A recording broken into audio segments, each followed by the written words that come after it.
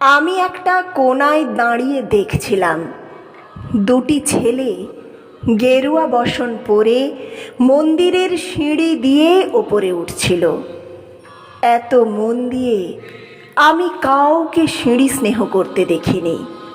এত ভালোবাসা দিয়ে আমি কাউকে সিঁড়ি থেকে ধুলো মুছতে দেখিনি। সিঁড়ি নয়, যেন জননীর ত্বক থেকে ধুলো তুলছিল। এভাবে কেউ সিঁড়ি থেকে ধুলো মুছতে পারে এ আমি কোথাও দেখিনি।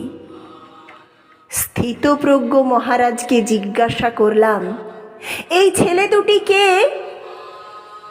মহারাজ মৃদু হেসে বললেন, একজন নিউক্লিয়ার ফিজিসিস্ট, একজন IBM-এর 6 লাখ টাকার চাকরি ছেড়ে এখানে এসেছে, সিঁড়ি ধুতে এসেছে। যে সিঁড়ি দিয়ে মানুষ ওপরে ওঠে তা যেন পরিষ্কার হয়। মহারাজ চলে গেছেন। সন্ধ্যা নেমে আসছে গঙ্গায়। আমার ভেতরেও নামছে সন্ধ্যা। সারা পৃথিবীতে এত সিঁড়ি, সিঁড়িতে সিঁড়িতে এত দাগ, এত ক্রোধ, এত অপমান।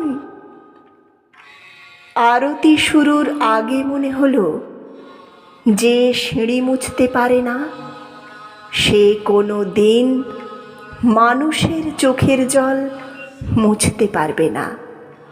যে সিঁড়ি মুছতে পারে না সে কোনো দিন মানুষের চোখের জল মুছতে পারবে না।